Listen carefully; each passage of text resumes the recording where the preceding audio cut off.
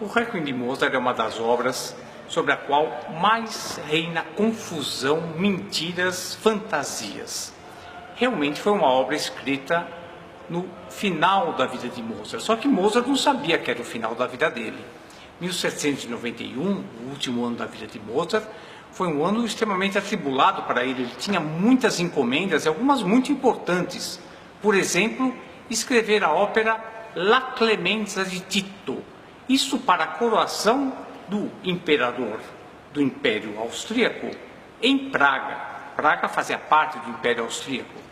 Por isso mesmo ele foi obrigado a escrever essa ópera lá em Praga. Não foi uma ópera que ele ficou muito contente. E só para a gente ter uma ideia do quão ocupado o Mozart estava, ele precisou pedir ajuda de um aluno dele, um companheiro dele, o Franz Xaver Süssmayr, para escrever os recitativos da ópera. Os recitativos de cravo da ópera La Clemenza di Tito não são de Mozart. Ele não teve tempo para escrever, porque ao mesmo tempo que ele estava escrevendo La Clemenza di Tito, ele estava escrevendo ainda a Flauta Mágica, estava terminando a Flauta Mágica, enfim, ele estava super ocupado. E no meio dessa ocupação toda, antes dele viajar para Praga, para a Clemenza di Tito, apareceu um sujeito que fez uma encomenda para ele, uma encomenda muito estranha. Pediu para que ele escrevesse uma missa de Requiem. Uma missa de Requiem é uma parte da liturgia católica, né, que raramente algum compositor já tinha musicado. Essa encomenda causou estranheza a Mozart, mas, ao que parece, o homem pagava muito bem. Ele acabou aceitando, mesmo não tendo tempo para escrever. O que acontece é que quando ele volta a Viena, ele tem uma série de outros compromissos, inclusive compor um concerto para clarinete que ele tinha prometido para um amigo dele, e isso vai fazer com que o tempo dele fosse realmente muito justo, mas mesmo assim ele começou a escrever o Requiem. A sua saúde piorou e aquilo que ele escreveu, que na realidade são na maior parte apenas esboços, ele vai acabar morrendo mesmo, né, de uma doença que ninguém sabe ao certo mesmo qual que é, mas na realidade foi uma fatalidade, porque nem Mozart estava na miséria, como costuma se dizer, nem Mozart teve um enterro de indigente, como se diz. Foi um enterro bastante digno, pago pelo seu amigo Schikaneder, e o próprio imperador austríaco também deu um dinheiro para esse enterro. Enfim, o Mozart não era assim um desgraçado completo, como as pessoas gostam de pintar. Mas o que acontece é que realmente ele vai morrer antes de terminar o Requiem. E como que estava o Requiem quando ele morreu? Só a primeira parte, a primeira sessão do Requiem é que realmente tinha sido totalmente composta. O que acontece na realidade é que apenas esse primeiro movimento é totalmente obra dele. Quando ele morreu, aquele senhor Walsegg, aquele que fez a encomenda, aliás, esse homem não era uma flor que se cheire, não, tá? Esse Franz von Walsegg, ele tinha o costume de encomendar obras para outros compositores e ele assinava como sendo dele próprio. Ele copiava o manuscrito dele mesmo e dizia que a obra era dele. E na realidade ele queria um Requiem, sim, uma missa de Requiem que fosse, entre aspas, de sua autoria, para a missa de 1 ano de falecimento da esposa dele. Quando terminou, quando acabou a vida de Mozart, quando ele morreu, o que vai acontecer? O Requiem vai ficar pronto só a primeirinha sessão. O resto estava só ali alinhavado assim, e na realidade tinha alguns trechos que nem tinha nada. Então a esposa do Mozart, precisando de dinheiro, imaginou terminar a obra para poder receber o resto do dinheiro para a encomenda. Ela vai pedir para um amigo de Mozart, que também era compositor, Joseph von Eibler, para que ele terminasse. E ele falou que não tinha condição. Ele deu uma olhada no manuscrito e não queria mexer. Então, a Constanze Mozart, a mulher do Mozart, vai pedir, então, para aquele mesmo sujeito que ajudou o Mozart a escrever La Clemenza di Tito, o Franz Xaver Süssmayr, para completar a obra. E ele vai fazer. Se ele vai fazer bem ou fazer mal, a gente não tem total autoridade para dizer. Mas, de qualquer jeito, muitas outras tentativas aconteceram de completar o Requiem de Mozart, e não há dúvida de que a maneira como o Franz Xaver Süssmayr fez é a melhor solução. O Requiem de Mozart, dá para perceber pelo seu primeiro movimento, que é uma obra de grande envergadura, que deveria ser uma obra de grande envergadura. Ela não vai ser de tão grande envergadura porque ela não vai ser uma obra completada por Mozart. O início da obra, por exemplo, mostra bem claramente o quanto Mozart era um grande compositor de óperas. Quando ele começa a obra, os acordes quebrados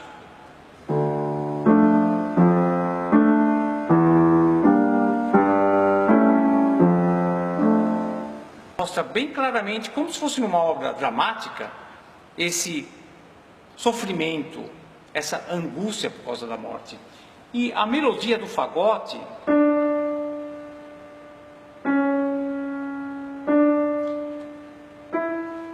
pelo fato de ser uma melodia tocada num instrumento que tem um som que não é tão grande, mas é bastante expressivo, mostra bem claramente como Mozart queria colocar a situação da morte de uma maneira bem trágica.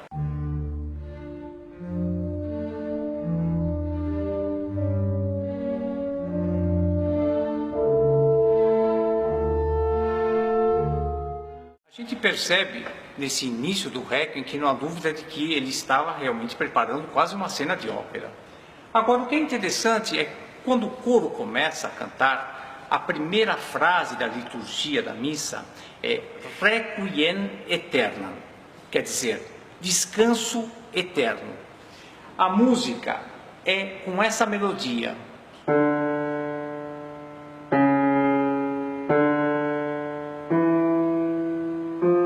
Apenas um exemplo, porque os exemplos são enormes, eu poderia ficar aqui 3 horas para vocês, para a gente falar de todas essas particularidades.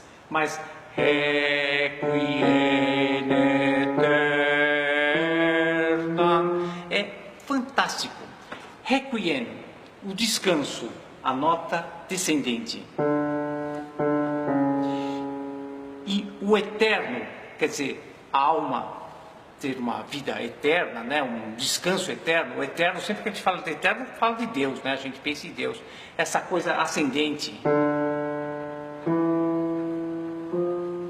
É genial, né? Em tão poucas notas, o Mozart coloca uma série de questões.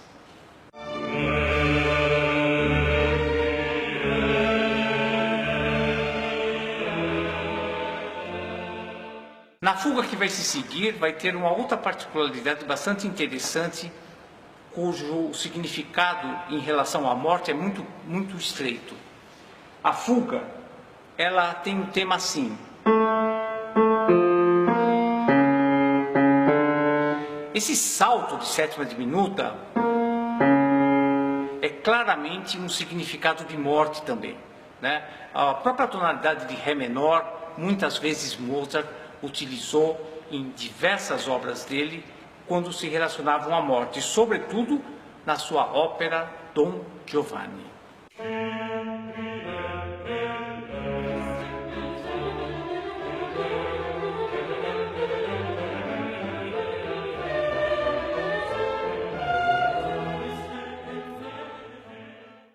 A segunda parte da missa de Requiem é o Dies Irae. É o trecho da missa em que se lembra do julgamento final, onde todos os mortos deverão reaparecer e serem julgados, e alguns irão para o inferno e outros irão para o céu. Essa era a ideia da liturgia dessa segunda sessão. Por isso mesmo, esse Dies Irae é pintado pela orquestra de maneira bastante dramática. E também o coro acaba participando destes medos do futuro.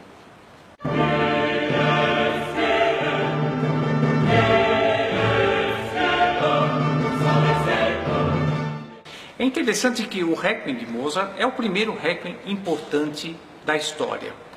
Na sequência, muitos Requiems vão ser escritos. Talvez o primeiro Requiem importante, depois do de Mozart, tenha sido o de Cherubini, que aliás ele escreveu em memória ao rei Luís XVI, aquele que foi guilhotinado. E em seguida vai ter um Requiem muito famoso, que é o Requiem de Berlioz. O que acontece? Todos esses Requiems depois de Mozart são Requiems de autores franceses, no caso o Cherubini era italiano, mas morava na França, Berlioz, Verdi na Itália. O que acontece? Nesses países, a Bíblia tratava sempre o julgamento final como algo que tem a ver com a trombeta do julgamento final. Mas em alemão, essa última trombeta é Letzte Posaune. Posaune em alemão significa trombone. Por isso mesmo, tem uma curiosidade aqui no Requiem de Mozart. A maneira como ele descreve musicalmente essa trombeta, na realidade, é através de um solo de trombone.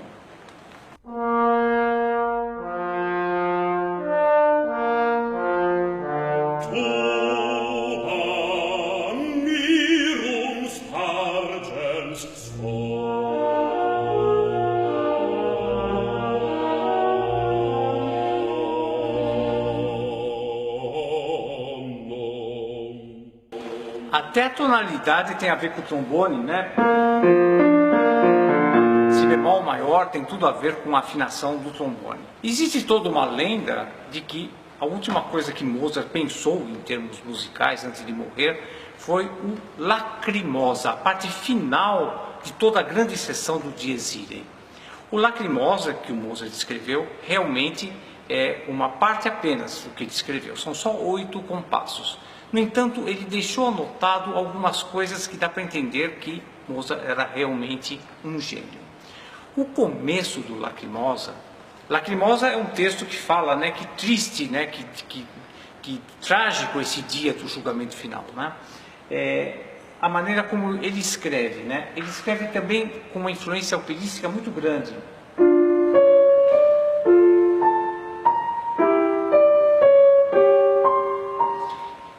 Esse contratempo,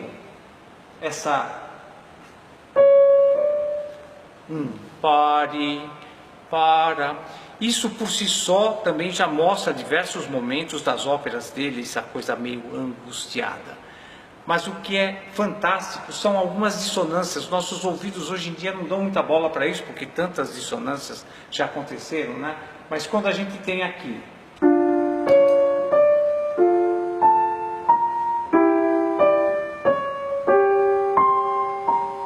ao mesmo tempo tem Dó sustenido e Dó natural, né? Foi a maneira como Mozart encontrava na linguagem dele para se fazer com que a angústia acontecesse em termos musicais.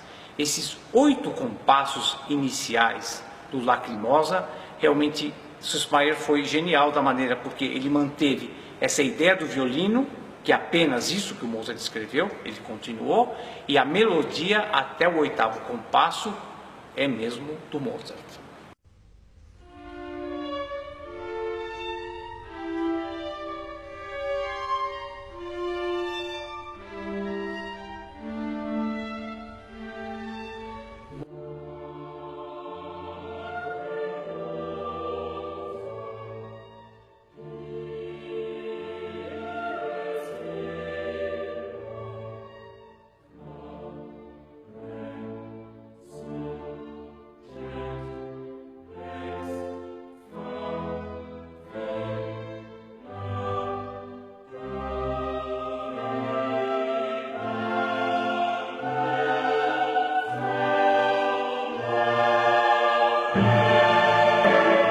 A partir daí, a música é do Süssmayr, né? O Mozart, exatamente, ele vai escrever até aí.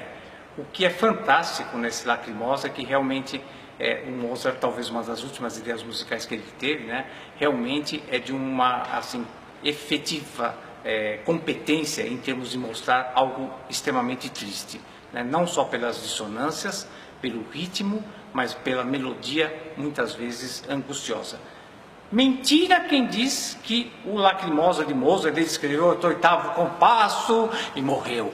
É besteira, tá? Besteira, porque na realidade ele vai continuar, diversos trechos que seguem no Requiem vão ser também esboçados pelo Mozart, como por exemplo é um trecho chamado Hóstia.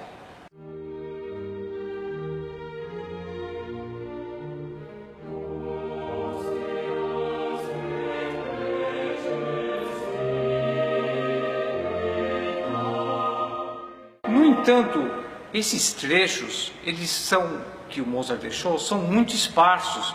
é alguma ideia de violino, alguma ideia do baixo, alguma ideia da primeira voz, do soprano. Não é uma ideia completa. Realmente aqui Mozart realmente vai deixando realmente lacunas muito grandes. E chega a um ponto então em que existem músicas nesse Requiem de Mozart que simplesmente não são de Mozart. É o caso, por exemplo, do Sanctus. O Sanctus nem é do nível de Mozart, não é realmente uma composição de um nível altíssimo, e na realidade o Cismayer fez o que pôde fazer.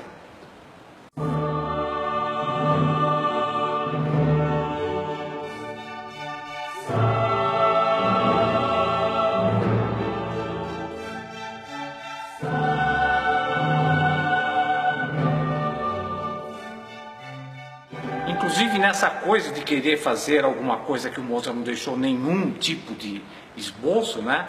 Ele vai copiar algumas coisas do Mozart. Por exemplo, o Agnus Dei, que é uma obra toda do Cismayer, que o Mozart nem passou perto. O que o Cismayer vai fazer? Ele vai copiar um trecho, vai se inspirar em um trecho que o Mozart tinha escrito para a sua ópera Don Giovanni.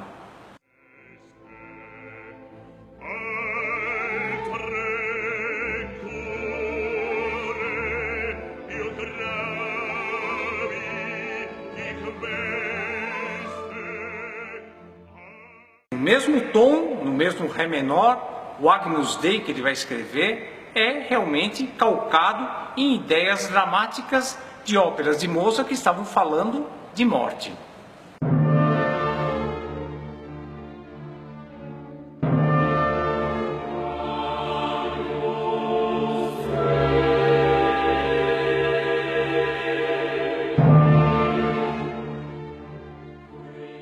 O Agnus Dei é um esforço muito grande do Cismayer, mas não é uma obra de Mozart.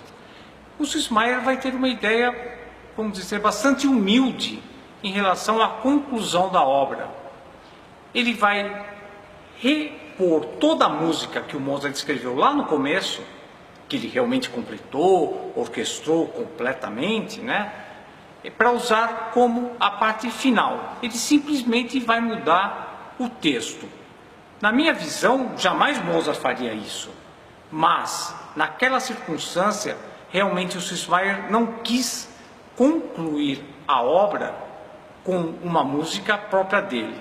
Ele realmente resolveu usar a música do Mozart, somente mudando o texto.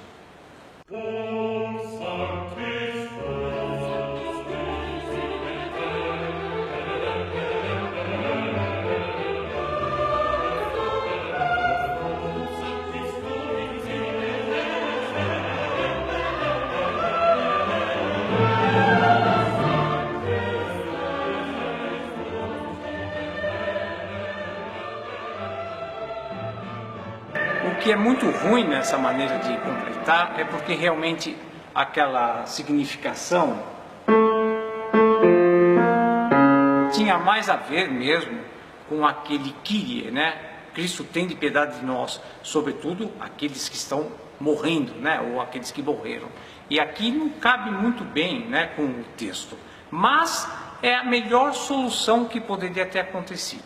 O Requiem de Mozart vai servir de modelo, como já disse, a todos os requiems posteriores, sejam eles de Cherubini, de Berlioz, de Verdi, e na realidade o único compositor que vai realmente fazer um requiem completamente diferente vai ser no final do século XIX, o francês Gabriel Fauré. Ele vai omitir a parte do Dies Irae e vai fazer um requiem muito mais positivo, muito mais afirmativo.